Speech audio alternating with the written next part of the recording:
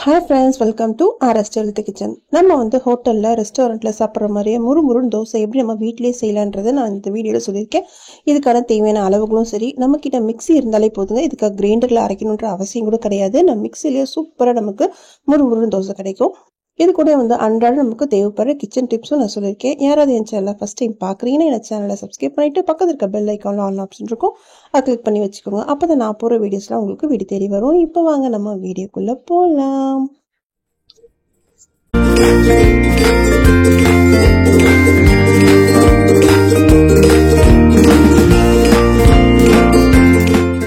First tip பார்த்தீங்கன்னா, இது மாதிரி நம்ம சோப்பு ஆஃபரில் கொடுக்கும் போது நம்ம இதை வாங்குவோம் இல்லையா, இந்த பாக்ஸை நம்ம என்ன பண்ணுவோம், சோப் யூஸ் பண்ணிவிட்டு தூக்கி தான் போடுவோம். இனிமேல் இதை தூக்கி போடாதீங்க. ஏன்னா இதில் நமக்கு அந்த சோப்போட வாசனை அப்படியே இருக்குங்க. அதில் நம்ம என்ன பண்ணலான்னு பாருங்கள். இது மாதிரி நம்ம கர்ச்சிப்போ இல்லைனா சின்ன சின்ன குழந்தைங்களோட நாப்கின் நம்ம யூஸ் பண்ணுவோம் இல்லையா, சின்ன சின்ன துணிகள், அதெல்லாம் கூட இங்கே இதில் மாதிரி போட்டு வைக்கலாம். நல்லா வாசனையாக இருக்கும். கண்டிப்பாக இந்த பாக்ஸை நீங்கள் யூஸ் பண்ணிங்கன்னா தூக்கி போடாதீங்க. இனிமேல் இது மாதிரி யூஸ் பண்ணுங்கள். இந்த டிப் உங்களுக்கு பிடிச்சிருக்குன்னு நினைக்கிறேன். பிடிச்சிருந்தா ஒரு லைக் போட்டுட்டு பாருங்கள். நெக்ஸ்ட் டிப் பார்த்தீங்கன்னா, இது மாதிரி கண்ணாடி பாக்ஸ் எல்லார் வீட்லேயுமே இருக்குங்க. நம்ம ஒரு தடவை கண்ணாடி வாங்க மாட்டோம், 4-5 தடவை நிறைய தடவை கண்ணாடி வாங்கியிருப்போம். அப்போ இந்த பாக்ஸ் நமக்கு கொடுப்பாங்க, நம்ம சும்மா தான் வச்சுருப்போம். இதை பார்த்தீங்கன்னா இன்னும் நீங்கள் யூஸ் பண்ணிக்கலாம். அதாவது நம்ம எதாவது ஃபங்க்ஷனுக்கோ இல்லை வெளியில் எங்கேயாவது ஊருக்கோ போகும்போது நம்ம இதில் நமக்கு தேவையான லிப்ஸ்டிக்கு, பவுட்ரு, பின்னு, இது மாதிரி சென்ட்டு, சின்னதாக பொட்டு, கம்மல், நமக்கு தேவையான அந்த கிளிப்ஸு எல்லாமே இதில் வச்சுக்கலாங்க. வச்சுட்டு நீங்கள் ஓரமாக ஒரு பேக்கில் வைக்கும் போது நீங்கள் ஹேண்ட் பேக்கில் கூட வச்சுக்கலாங்க. அது நமக்கு இடம் ரொம்பவும் நமக்கு அடைக்காது. இது மாதிரி நீங்கள் வச்சு யூஸ் பண்ணும் போது இந்த பாக்ஸ் ரொம்ப யூஸ்ஃபுல்லாக இருக்கும். இனிமேல் இது மாதிரி பாக்ஸ் உங்ககிட்ட இருந்துச்சுன்னா இது மாதிரி நீங்கள் யூஸ் பண்ணி பாருங்கள். ரொம்ப யூஸ்ஃபுல்லான ஒரு டிப்பு. கண்டிப்பாக உங்களுக்கு பிடிச்சிருக்குன்னு நினைக்கிறேன். பிடிச்சிருந்தா ஒரு லைக் போட்டுட்டு பாருங்கள். இப்போ பார்த்தீங்கன்னா உங்களுக்கு தெரியுதா, ஈஸியாக இருக்குது நமக்கு. நம்ம எல்லாமே இதில் வச்சுட்டோம். பொட்டுலேருந்து கம்மல்லேருந்து ஹேர் பேண்டு எல்லாமே நம்ம வச்சுருக்கோம். லிப்ஸ்டிக் எல்லாமே இதுலேயே நமக்கு அடங்கிடுச்சு. நெக்ஸ்ட் பார்த்தீங்கன்னா, இது மாதிரி கொண்டக்கடலையோ நம்ம ஏதாவது ஒரு பருப்போ நம்ம ஒரு நாளுக்கு முன்னாடியே ஊற வைக்கணுங்க. அப்போ தான் நம்ம குக்கரில் போட்டு வேக வைக்க முடியும். இனிமேல் அந்த கவலையே வேண்டாம். நீங்கள் மறந்துட்டீங்க அப்படின்னும் போது இதை நீங்கள் எடுத்துக்கோங்க. எடுத்து நல்லா க்ளீன் பண்ணிவிட்டு ஒரு தடவை வாஷ் பண்ணிவிட்டு அதுக்கப்புறம் நல்லா கொதிக்கிற தண்ணியை இது மாதிரி ஊற்றிட்டு ஒரு அரை மணி நேரம், அதாவது தண்ணி ஆறுற வரைக்கும் நீங்கள் அப்படியே வச்சுருந்து அதுக்கப்புறம் எடுத்து நீங்கள் வேக வச்சிங்கன்னா ஒரே விசிலில் நமக்கு நல்லா வெந்து வந்துடும். நீங்கள் கண்டிப்பாக இது மாதிரி ட்ரை பண்ணி பாருங்கள். இப்போ பார்த்தீங்கன்னா உங்களுக்கு தெரியுதா, அது நல்லா ஊறி நல்லா இருக்குது. இந்த சமயத்தில் நம்ம குக்கரில் வைக்கும் போது ஈஸியாக வெந்துடும். இதே மாதிரி நீங்கள் மொச்சக்கொட்டையை கூட இதே மாதிரி நீங்கள் வைக்கலாங்க. இது பார்த்தீங்கன்னா இது நல்லா க்ளீன் பண்ணிவிட்டு நல்லா வாஷ் பண்ணி எடுத்துக்கோங்க. வாஷ் பண்ணி எடுத்துட்டு அதுக்கப்புறம் நம்ம கொதிக்கிற தண்ணியை இதில் ஊற்றிக்கலாம். ஊற்றிட்டு அப்படியே நல்ல தண்ணியை நீங்கள் கொதிக்க வச்சு நீங்கள் எடுத்துக்கோங்க. எடுத்துட்டு நீங்கள் ஊற்றிட்டு நீங்கள் அப்படியே குக்கரை அடுப்பில் வச்சு இது ஒரு அரை மணி நேரம் கழித்து நீங்கள் ஆன் பண்ணி விட்டிங்களாலே போதும். நமக்கு ஒரு விசில் ஒரு 10 நிமிஷம் வச்சாலே அழகாக நமக்கு கரெக்டான ஒரு பக்குவத்துக்கு வெந்து வந்துடும். நெக்ஸ்ட் பார்த்தீங்கன்னா, இது மாதிரி பிளாஸ்டிக் மக்கோ இல்லைனா இது மாதிரி பவுல் மாதிரி இருக்கிறது உடஞ்சிடுச்சுன்னா நம்ம தூக்கி போட்டுருவோம். இனிமேல் இதை தூக்கி போடாதீங்க. ஒன் டைம் இது மாதிரி செஞ்சு யூஸ் பண்ணி பாருங்கள். அதுக்கு நான் எடுத்துக்கிற பொருள் நெயில் பாலிஷ் எடுத்துருக்கேங்க. நெயில் பாலிஷ் எங்கே நமக்கு அங்கே உடஞ்சிருக்கும் அந்த இடத்துல நான் 2-3 லேயராக நல்லா நான் திக்காக நான் போட்டுக்கிறேன். இப்போ பார்த்தீங்கன்னா வெளிப்பக்கமாக நான் போடுறேன். இது மாதிரி நீங்கள் வெளியே பக்கமாக போட்டுக்கோங்க. போட்டுட்டு அது கொஞ்சம் காஞ்சதும் நம்ம மெழுகுவத்தி இருக்கு இல்லையா, அதை நம்ம இது மாதிரி அதை ஏற்றிட்டு அதுலேருந்து நமக்கு மெழுகு வரும் இல்லையா, அதை நம்ம லைட்டாக அந்த பிளாஸ்டிக் நம்ம நெயில் பாலிஷ் தடவி விட்டோம் இல்லையா, அந்த பக்கமாக நம்ம மெழுகை நம்ம இது மாதிரி ஊற்றி விடுவோம். ஊற்றிட்டு கொஞ்சம் நேரத்தில் நம்ம அதை இப்படியே நீங்கள் நல்லா அதை அப்ளை பண்ணும் போது நமக்கு என்ன ஆகும்னா நல்லாவே அது ஒட்டிக்கோங்க. நமக்கு ரொம்ப நாளைக்கு நம்ம யூஸ் பண்ணலாம். இது மாதிரி நீங்கள் மக்கு, பக்கெட்டு எல்லாமே நீங்கள் இதே மாதிரி ட்ரை பண்ணி பாருங்கள். இப்போ பார்த்தீங்கன்னா உங்களுக்கு தெரியுதா, அந்த கேப்பே அங்கே நமக்கு தெரியல. அந்த நெயில் பாலிஷ் போட்டோம் இல்லையா, அதோட அந்த அடையாளம் தான் தெரியுது. நான் தண்ணி கூட ஊற்றி பார்க்குறேன் பாருங்கள், நமக்கு சொட்டவே சொட்டாது. இது ரொம்ப யூஸ்ஃபுல்லாக இருக்கும். சில டைம் ரொம்ப பிடிச்சதாக இருக்கும், நமக்கு அந்த பொருளை நமக்கு தூக்கி போட மனசு வராது. அது மாதிரி நேரத்தில் நீங்கள் இது மாதிரி யூஸ் பண்ணி பாருங்கள். இப்போ பார்த்தீங்கன்னா உங்களுக்கு தெரியுதா, ஒரு சொட்டு தண்ணி கூட நமக்கு கீழே அது கொட்டவே இல்லை. இந்த டிப் உங்களுக்கு பிடிச்சிருக்குன்னு நினைக்கிறேன். பிடிச்சிருந்தா ஒரு லைக் போட்டுட்டு பாருங்கள்.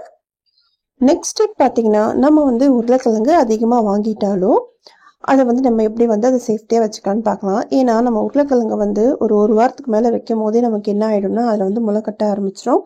அது மாதிரி நமக்கு வந்துடுச்சுன்னா அந்த உருளைக்கிழங்கு சாப்பிட்றது கொஞ்சம் தவிர்க்கிறது ரொம்ப நல்லதுங்க. அதனால நம்ம என்ன பண்ண போகிறோம்னா, இது மாதிரி நீங்கள் பூண்டோட நடுவில் இருக்கிற அந்த காம்பு இருக்கு இல்லையா, அதை நம்ம அதில் போட்டு வைக்கலாம். இது மாதிரி போட்டு வைக்கும் போது நமக்கு வந்து உருளைக்கிழங்கு ரொம்ப நாளைக்கு நல்லாயிருக்கும். நெக்ஸ்ட் டிப் பார்த்தீங்கன்னா, இது பார்த்தீங்கன்னா நமக்கு பெருங்காயத்தூள் டப்பா தாங்க. இந்த டப்பாவை நம்ம எதுக்கெல்லாம் யூஸ் பண்ணலான்னு பார்க்கலாம். இதை நான் இன்னைக்கு எதுக்கு யூஸ் பண்ண போகிறேன்னா, இது மாதிரி நான் வீட்டில் நம்ம பொட்டு வச்சுருப்போம் இல்லையா, வீட்டில் சின்ன பசங்களாம் இருந்தாங்கன்னா இது மாதிரி பொட்டு இருந்தால் கீழே தள்ளி விட்டுட்டு அதை வந்து நமக்கு ஒன்று ஒன்றா எடுத்து வைக்கிற ஒரு வேலையாக இருக்கும். அதுக்கு நீங்கள் இது மாதிரி ஒரு பெருங்காய டப்பாவோ இல்லைன்னா இது மாதிரி ஹோல்ஸ் இருக்க டப்பா எதுனாலும் நீங்கள் எடுத்துக்கலாங்க. எடுத்துகிட்டு நீங்கள் அதில் வந்து ஸ்டிக்கர் போட்டு வைக்கும் போது நமக்கு அதில் வந்து தட்டி தட்டி நம்ம எடுத்துக்கலாம். இது வந்து கீழேயும் விழாது. ரொம்ப யூஸ்ஃபுல்லாக இருக்கும்னு நினைக்கிறேன். இந்த டப்பா வந்து பெருங்காய டப்பா வந்து நம்ம பூரி தேய்க்கும் போது கூட இதில் மாவு நம்ம போட்டுட்டு யூஸ் பண்ணலாம். ரொம்ப யூஸ்ஃபுல்லாக இருக்கும். கண்டிப்பாக நீங்கள் ட்ரை பண்ணி பாருங்கள். நெக்ஸ்ட்டு பார்த்தீங்கன்னா, நம்ம வீட்லேயே வந்து ஹோட்டல் ஸ்டைலில் ஒரு முறுமுறுன்னு தோசை எப்படி பண்ணலான்னு சொல்லியிருக்கேன். இது கரெக்டான அளவுகளை கரெக்டாக நீங்கள் போட்டு பாருங்கள். நீங்கள் அதிகமாக தேவைன்னா அதையே நம்ம எவ்வளோ நான் சொல்லியிருக்கனோ அதை டபுள் மடங்காக நீங்கள் போட்டுக்கோங்க. ஃபஸ்ட்டு பார்த்தீங்கன்னா, நான் வந்து இட்லி அரிசி தாங்க எடுத்திருக்கேன். இது மாதிரி ஆழாக்கோ இல்லைன்னா உங்கள் வீட்டில் நீங்கள் என்ன கிளாஸில் நீங்கள் எடுக்கிறீங்க அதே கிளாஸில் எல்லாமே அளந்துக்கோங்க. இதில் பார்த்தீங்கன்னா 2 அழாக்கு நான் வந்து இட்லி அரிசி சேர்த்துருக்கேன். அதுலேயே வந்து 1/4 அழாக்கு வந்து உளுந்து, 1/4 அழாக்கு வந்து கடலைப்பருப்பு எடுத்துருக்கேங்க. 1 ஸ்பூன் வந்து வெந்தயம் சேர்த்துக்கோங்க. இதை சேர்த்துட்டு நல்லா நம்ம இதை வாஷ் பண்ணிவிட்டு நம்ம ஊற வைக்க போகிறோம். நான் வந்து இன்றைக்கி 2 கிளாஸ் தான் வந்து அரிசி எடுத்திருக்கேன். நீங்கள் எவ்வளோ எடுக்கிறீங்களோ அதுக்கேற்ற மாதிரி நீங்கள் வந்து அந்த உளுந்தையும் கடலைப்பருப்பையும் அதிகப்படுத்திக்கோங்க. அதாவது 2 நம்ம டம்ளருக்கு வந்து 1/4 போட்டோம் இல்லையா, அது மாதிரி நீங்கள் கணக்கு வச்சு நீங்கள் அதிகப்படுத்திக்கலாம். இப்போ பார்த்தீங்கன்னா நல்லா வாஷ் பண்ணிட்டு வந்துட்டேன். இதில் வந்து நல்ல தண்ணி ஊற்றி நம்ம ஒரு 4 மணி நேரம் நல்லா ஊற வச்சு எடுக்கலாங்க. இது கண்டிப்பாக ஒரு 4 மணி நேரம் நல்லா ஊறணும். ஏன்னா நம்ம இப்போ வந்து இதை மிக்சியில் அரைக்க போகிறோம். இப்போ பார்த்தீங்கன்னா நல்லாவே ஊறிடுச்சு. இப்போ பார்த்தீங்கன்னா மிக்சி ஜாரில் சேர்த்துக்கிறேன். சேர்த்துட்டு நம்ம அரைச்சிக்கலாம். அதுக்கு முன்னாடி வந்து இது மாதிரி வந்து 1/4 கப் நான் வந்து அவல் எடுத்திருக்கேங்க. வெள்ளை அவல் தான் எடுத்திருக்கேன். அதை வந்து இது ஊறினதும் நம்ம அரைக்கிற ஒரு 10 நிமிஷத்துக்கு முன்னாடி இதை நம்ம நல்லா ஊற வச்சுக்கலாம். இப்போ பார்த்தீங்கன்னா இது நல்லா ஊறிருக்கு. இதையும் வந்து சேர்த்து நம்ம நல்லா அரைச்சிக்கலாம். சேர்த்து அதாவது இந்த அரிசி பருப்போடய சேர்த்து நம்ம அந்த அவலையும் சேர்த்து நம்ம அரைச்சிக்கிறோம். அரைச்சிட்டு இந்த மாதிரி திக்கான ஒரு அளவுக்கு நம்ம எடுக்கிறோங்க. ஆனால் இவ்வளோ திக்காக நமக்கு தேவையில்லை. அதே மிக்சி ஜாரில் நான் ஒரு 2 டம்ளர் தண்ணி சேர்த்து நல்லா அரைச்சிட்டு அதையும் நான் சேர்த்துக்கிறேன். இப்போ பார்த்தீங்கன்னா நம்ம கையிலேயே நல்லா கலந்து விடலாங்க. நான் வந்து அரைக்கும் போதே நான் உப்பு சேர்த்துட்டேன். நம்ம கையிலேயே நல்லா வந்து இந்த மாதிரி கலந்து விடும் போது நல்லா நமக்கு புளிச்சு வரும். நீங்கள் ஸ்பூன்லேயோ கரண்டிலையோ நீங்கள் கலக்காதீங்க, கையிலேயே நல்லா கலந்து விடுங்க. இப்போ பார்த்தீங்கன்னா நல்லா கலந்தாச்சு. இது வந்து ஒரு 8 மணி நேரம் நல்லா அது புளிச்சு பொங்கி வரணும். நம்ம காலையில் பார்க்கலாம் எப்படி இருக்குன்னு. இப்போ பார்த்தீங்கன்னா காலையில் நமக்கு நல்லாவே பொங்கி வந்திருக்கு.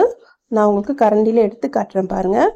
நம்ம பார்த்தீங்கன்னா மிக்சியில் தாங்க அரைச்சோம். மிக்சியில் அரைக்கும் போது ரொம்பவும் நீங்கள் நைஸாக அரைச்சிடாதீங்க. ஓரளவுக்கு நம்ம ஒரு கொரகொரப்பு தன்மையில் அரைச்சாதாங்க கரெக்டாக நமக்கு தோசை நல்லா வரும். இப்போ பார்த்தீங்கன்னா எவ்வளோ அழகாக நமக்கு பொங்கி வந்திருக்கு. நல்லா அது மாவு நல்லா புளிச்சு கரெக்டான ஒரு பக்குவத்தில் இருக்குது. இதை நம்ம ரொம்பவும் நல்லா கலந்து விட்டுறக்கூடாது. ஓரளவுக்கு ஒரே பக்கமாக நம்ம நல்லா அதை நல்லா கலந்துட்டு தோசைக்குன்னும் போது நம்ம தனியாக எடுத்துக்கலாம். இதிலே நீங்கள் தண்ணியை ஊற்றி கலந்துடாதீங்க. எவ்வளோ தேவையோ அதுக்கேற்ற மாதிரி நம்ம மாவு எடுத்துட்டு அதில் ஒரு 1/4 டம்ளர் தண்ணி சேர்த்து, ரொம்ப நீங்கள் தண்ணி சேர்த்துடாதீங்க. ஏன்னா ரொம்ப தண்ணி சேர்த்துட்டா நமக்கு வந்து தோசை நல்லா வராது.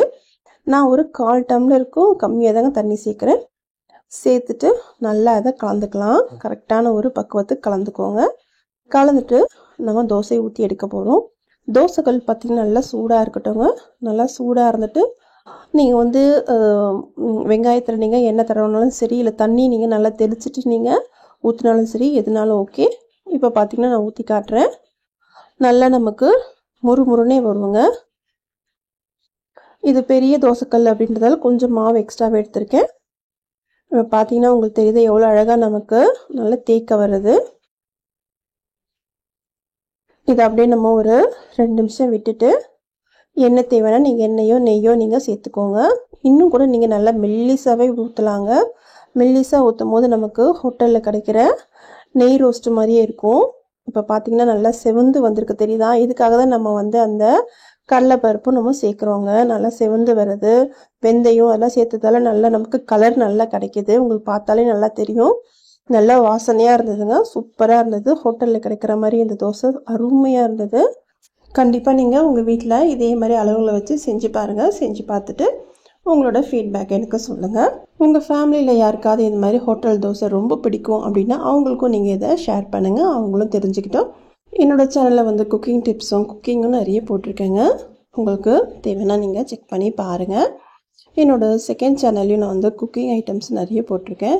கண்டிப்பாக நீங்கள் அதையும் பாருங்கள். என்னோடய செகண்ட் சேனலோட லிங்க் வந்து என்னோடய டிஸ்கிரிப்ஷனில் கொடுக்குறேன். உங்களுக்கு தேவைப்பட்டால் நீங்கள் அது போய் செக் பண்ணி பாருங்கள். இன்றைக்கி பார்த்த இந்த ரெசிபியும் சரி, நான் சொன்ன டிப்ஸும் உங்களுக்கு ரொம்ப பிடிச்சிருக்குன்னு நினைக்கிறேன். பிடிச்சிருந்தா என்னோடய சேனலை சப்ஸ்கிரைப் பண்ணிக்கோங்க. லைக்கும் போட்டுட்டு பாருங்கள். இன்னும் ஒரு நல்ல வீடியோவில் பார்க்கலாம். தேங்க்ஸ் ஃபார் வாட்சிங்.